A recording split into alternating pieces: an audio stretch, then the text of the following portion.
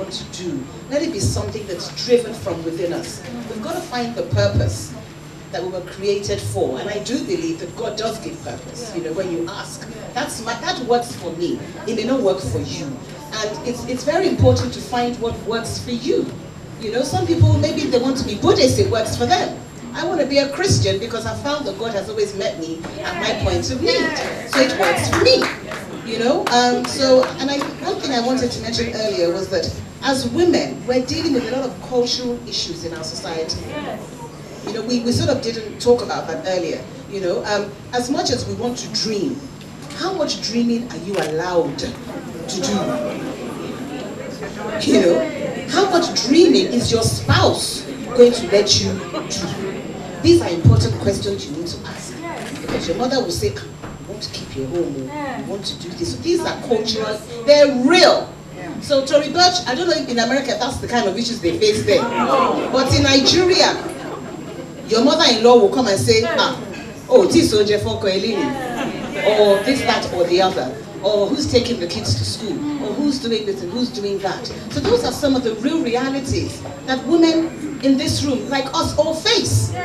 So as women, you have to say, okay, am I going to ignore that societal pressure and just get on with my life and just live my dream? The same way the man is living his own, that is a decision only you can make. I can't make it for you. I made it for myself, and I decided that I was going to say to hell with anybody that says I can't live my dreams. But that is me. Can you do the same? Maybe you can, maybe you can't. Access Bank has supported me on a new film project. I'm actually doing a feature film because I think there's a big gap between Nollywood and Hollywood, and there's a space in the middle there that I think for modern African films. And they funded that film, but it is a loan. Which meant that I had to give them collateral. They don't just give loans without collateral. You know, so I'm saying that as much as you can get the support that you need, you also have to be able to ensure that you can meet the criteria that the bank has, the same as a man. They're not going to give you special privileges because you're a woman, or you're a woman, so have this loan for free. No, it doesn't work like that. So we can't think that, we can't have an entitlement mentality. That because I'm a woman, I need to have, you know, you need to treat me carefully. There's some kind of quota for women out there. I think that's the beginning of failure for us if we take that road. We must say we can compete with men, we can even be better than them, but we must find that it's our purpose and it's our dreams that we're living doing that. So I don't know if that answers the question. 12 years, and I remember clearly when I started, I was told that it wasn't an industry for women, and I thought that was very, very challenging. And in a way, it kind of spurred me on because I just felt, in a way, I'm stubborn, and the more you tell me it's not for women, it's not an industry for women, the more you ginger me to go. And I started being afraid because there were so many eyes on me, people looking out for me to fail. And I remember clearly somebody saying to me, oh, wait till you see the unsold, and then you will know that this isn't an industry for women. And that, I decided not to internalize that. I knew exactly what I wanted to do. Even when you're successful, it's really not about whether you're female or male. It's about you doing what you know how to do and doing it the best way you can. And that has applied to me. We've had several challenges running a publishing business because there are not so many templates to look at. When we started with our eyes closed and we just jumped into it. And we just started, opened the template and decided to work with the template. So as we moved along, we made our mistakes and learned from our mistakes. And now I'm proud to say that I'm proud to say that I can be a good mentor to other people who want to come into publishing. I've made my mistakes, I've fallen face down, I've gotten up, and I know the future is very bright. Hi everyone. First of all, I want to say I'm really honored to be here. I was holding myself back from taking a selfie. That won't look too nice. But it's really an amazing experience. It's really nice to meet all of you. I really look up to you. I think just to answer your question, one of the things that makes, I think, women amazing entrepreneurs is that we have to sacrifice more than men. Let's face it, many of us are mothers, we are daughters. Even though I wasn't the first daughter, so I didn't have to cook, but my older sister had to cook. That you have to go to the market. I have kids. When I was in business school, I have 2 kids, so my mother had to come and stay with me. You are out of the door by 7 a.m., you're not home till 2 a.m., and you're thinking, what kind of mother am I? Am I doing the right thing? Will my children hate me, later on? And that really makes you very selective. Because I said, you know what, I'm not going to do anything that I'm not going to be very proud of, because I want my children to see me later on and be proud of their mom. So the sacrifice is worth it. So I think it makes us more discerning. It makes us choose. It makes us picky. And I want to say what you had said earlier, Ms. Betty, about being stubborn. We are very stubborn, let's face it. Women are stubborn. The other one will say, I was talking to someone, Ms. Ronke, just earlier, about bicycling, and how, your husband will say, oh, why are you bicycling? And it's like, you don't listen, because you know what you want to do, and you just keep going. And I think, that's one of the things that helps us to be good leaders, is that we don't listen to the outside. You kind of filter all that noise out, and you go for what you're going for. When we started Wecyclers, we started with 1 bicycle. First of all, I don't know anything about bicycles. So we had to find someone that would help us build the bicycles. We started with 1 bicycle. I was one of the people that was going around people's houses to collect the waste. And I remember, I have an MBA. My husband was busy looking for jobs for me. He was like, are you sure you're doing this? He's like, okay, go and talk to my friend.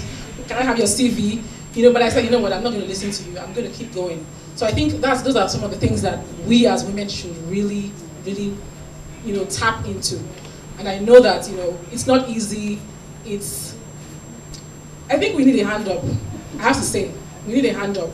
And hopefully things will come together.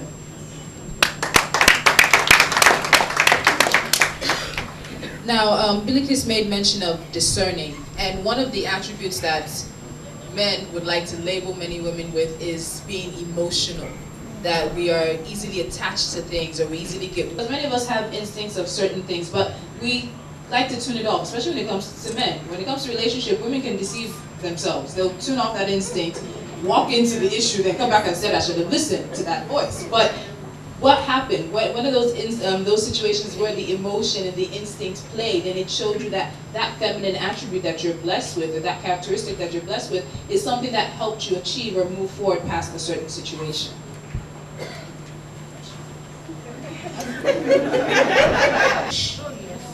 It's important for you to know who you are. So whenever I get involved in a project, I don't see anything most of the time but the very thing that I'm doing, except for my kids. Outside of that, I don't really see much else. Until I've gotten the project to a particular point, then I'll start to relax a little bit and then socialize a little bit and do other things. But I think, as a woman, for me, what keeps me going is my passion and my sense of, it's almost actually an obsession. It's almost like an addiction. I don't even know how to describe it. Like when I'm working on a project, I don't really sleep much. I don't really do anything but fantasize and look for it. As soon as somebody shuts the door in my face, I'm like, okay, that's even when I get more fired up. Okay, you shut the door, no problem. There's another door somewhere, because you're going to meet all sorts of people that are going to tell you can't do it. They're going to want to put you down. They're going to say, it's not possible, it's not achievable, and all sorts of things. So you have to really be strong and believe in yourself. So you must really believe in what it is you're pursuing, because if not, people are just going to give up. They're just going to give up. I remember when I said to a couple of my friends, I wanted to start a TV channel. And they were nodding, that sounds like a really good idea, bro. That's really good, Protea Hotel, you want to do a hotel? That's a really, really good idea, bro. So it always starts like it's a really good idea. But you yourself know that it's an idea that you must see happen. So it's just about finding that inner strength. And you're going to get knocks. You're going to always get the people knocking you. You're going to get, I call them dream killers. They kill the dream. But then there are also angels out there, the dream makers, that are going to help you make the dream. So for every dream killer you meet, be ready that hopefully the next one will be a dream maker. dream abortionists. Dream abortionists. So it's dead on arrival. The thing about starting your own business is you need a lot of guts. You need to believe in yourself. You need to know that the journey ahead is going to be a bit rough and rocky, and you need to strap yourself in. And along the way there will come challenges, but you have to learn to take one step after the other. If you're afraid, do everything you're doing, do it afraid, you know. And throughout my career, Genevieve is almost 12 years old now, 12 years, 12 years in February. And all along I've met with obstacles. Every step of the way there's an obstacle. I'm not going to do this anymore. But when you know that there are people there waiting for you to quit, nothing motivates me more than when I know that there are people out there who don't mean well for me, who are looking, who said initially that let's be watching her, she wants to publish a magazine. ABC did it and they failed. But I'm not looking at those who failed, I'm looking at those who survived. I'm looking at those who are able to come after me and survive. So the thing about being an entrepreneur is that you have down days. You have days that even you don't believe in yourself. And when you're at that stage where you don't believe in yourself, who's going to believe in you? And it starts with us knowing that we can do this. If we're focused, if we align our vision with our goals, then we know we can do it. So never be discouraged by the obstacles that may and surely will come at you. Just keep your head focused on what you're doing and knowing that you will get there. As long as you're passionate about it, you haven't borrowed somebody else, you're not living on somebody else's dream. You're not trying to run somebody else's show. It has to be your passion, something you're absolutely passionate about, and you know that when the down days come, that your passion will see you through. So it's very important to stay focused, have your goals, and see how you can meet those goals. And don't be easily discouraged. Discouragement will come in every form. Don't be discouraged. You can do it. An executive at Intel, and I said, "Oh, we're very scared. We're a startup. We can't." He said, "I'm scared too." You know, when I look at my P&L, I see the numbers, big numbers. I'm scared. Sometimes I wake up in the middle of the night and I'm scared. You know, so we have to. And I think one of the problems we have at women is that we are scared of failure. We are scared to fail. You know, we're going to fail. We fail every day. You know, we have to really embrace failure. Embrace having those knocks, like you said, man. You know, you have to, you know, I remember when I was young, you know, I was one of those kids. I'm still, okay, I guess I'm younger. I'm older, I'm over 30, so.